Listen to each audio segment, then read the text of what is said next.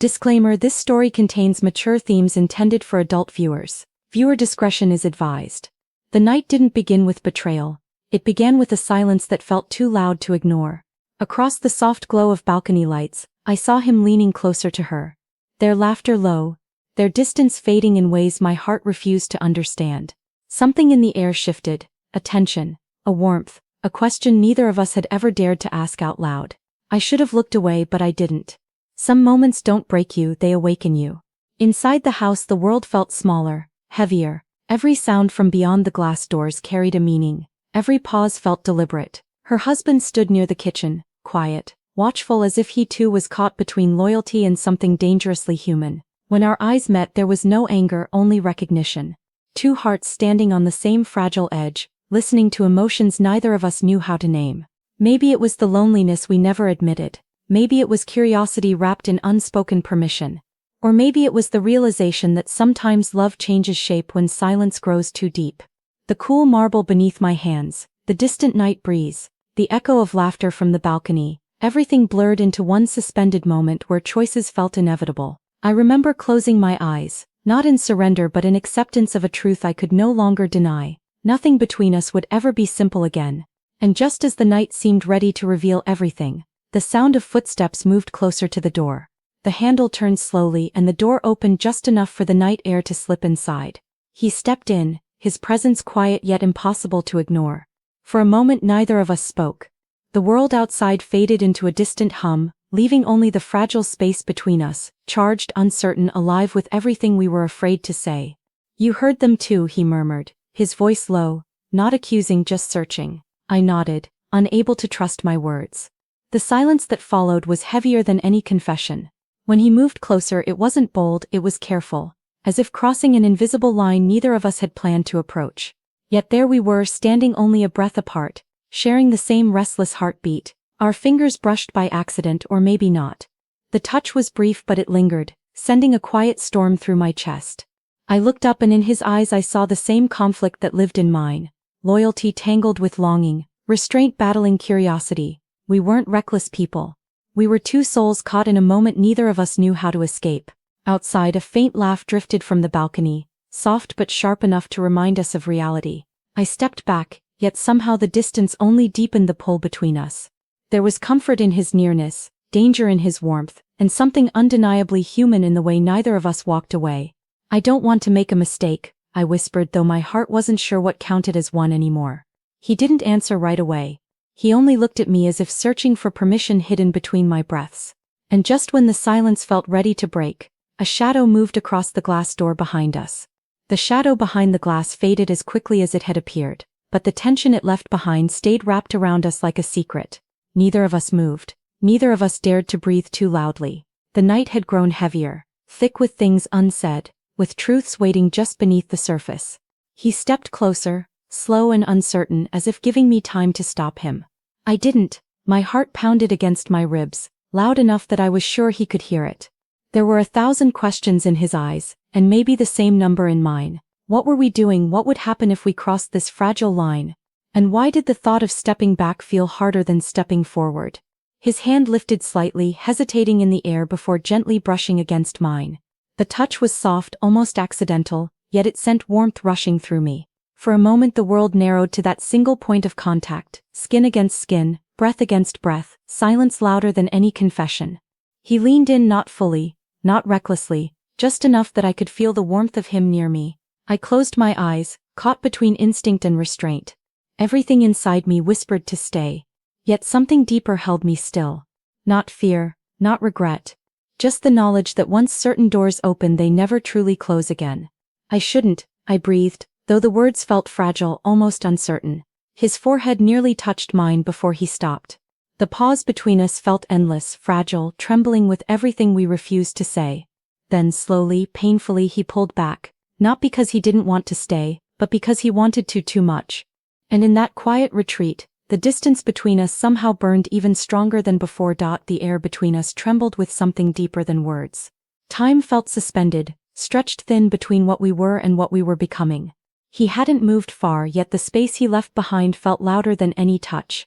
My chest rose slowly, my breath unsteady, As if my heart was waiting for permission my mind refused to give. "Why does this feel like the truth?" he whispered, his voice barely sound more feeling than words. I looked at him, really looked beyond the moment, beyond the night, into the quiet ache we had both carried for so long. There was no accusation in his eyes, no guilt, only a fragile honesty that felt impossible to ignore.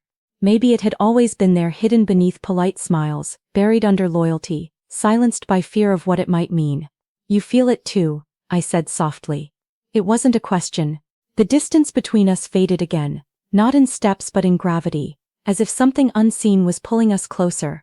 My hand trembled, rising slowly until it rested lightly against his chest. I felt the rhythm of his heart beneath my palm, fast, uneven, alive. He covered my hand with his, warm and steady, and for a moment neither of us moved. No promises, no plans, just two souls standing on the edge of a choice neither of us fully understood. His forehead brushed mine, soft, hesitant, almost weightless, yet it sent a wave through me stronger than anything before. My eyes closed, not to escape, but to feel. The warmth, the closeness, the silence heavy with everything we could not say aloud. "I don't know how to stop this," he breathed. "Maybe we're not meant to," I whispered back. The world outside disappeared. No balcony, no voices, no past. Only this fragile electric moment where everything felt possible and dangerous at once. His fingers tightened slightly around mine, not pulling, not pushing, just holding as if afraid the moment might slip away. And just when it felt like the night would finally break open, a sudden sound echoed from the other side of the door.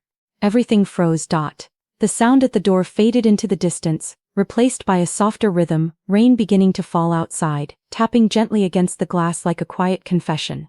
The world felt washed in silver and shadow, every heartbeat louder, every breath warmer. Neither of us stepped away this time. The storm outside seemed to mirror the one within us. Restless, undeniable, alive. He reached for my hand again, but this time there was no hesitation, no fragile pause. His fingers intertwined with mine, grounding me, steadying me, as if we had both finally stopped running from something that had always been waiting. "You don't have to be afraid," he whispered, though his own voice trembled. I wasn't afraid anymore. The rain grew heavier, soft light from the kitchen reflecting off the glass, wrapping the room in a warm glow. When he pulled me closer, it wasn't urgency, it was inevitability. My breath met his, slow and unguarded, the space between us dissolving like mist. The world narrowed to warmth, to presence, to the quiet language of closeness. My head rested lightly against him, feeling the steady rise and fall of his chest. In that silent exchange, words became unnecessary.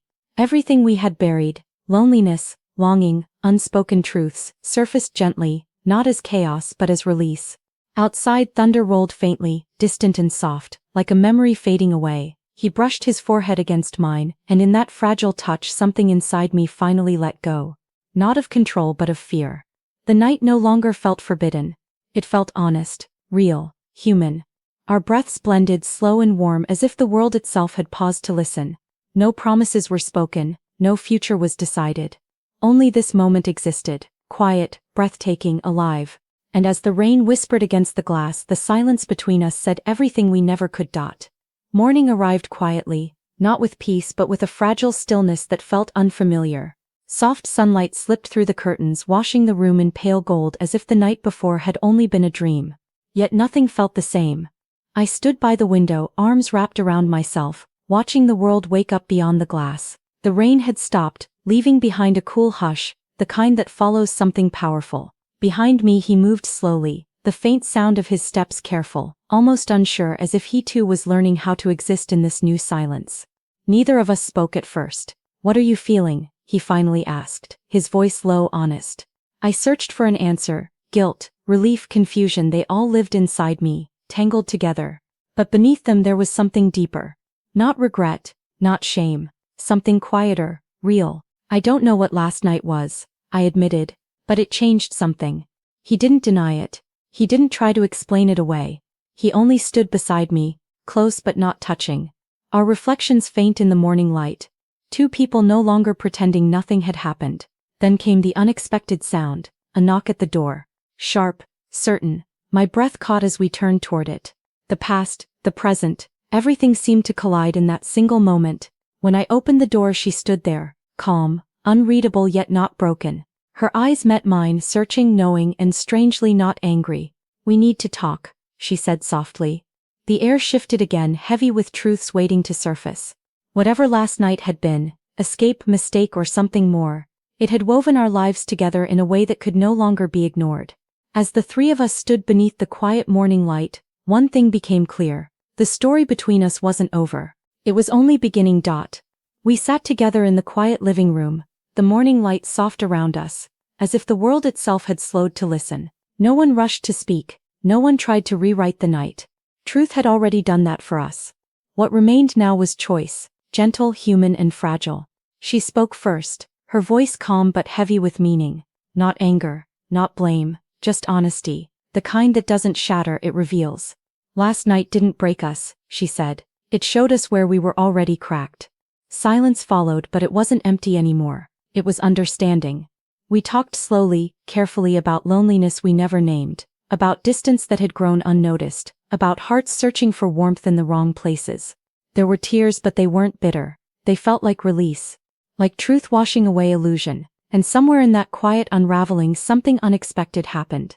Peace. Not perfect, not simple, but real. He reached for my hand, not with urgency, not with confusion, but with clarity. I didn't pull away, neither did she. In that moment we were no longer divided by the night, but connected by what we had learned from it. About love, about honesty, about the fragile, beautiful imperfection of being human. Later, as the sun began to set, the world outside glowing in soft gold, we stood together one last time in the doorway. No dramatic promises, no impossible vows, just quiet acceptance. He rested his forehead gently against mine. Warm, familiar, peaceful. I closed my eyes, feeling the calm we had fought so hard to find. Some stories end in fire. Ours ended in warmth. Not everything was certain. Not everything was healed. But our hearts at last had chosen truth over silence. And sometimes that is where love truly begins.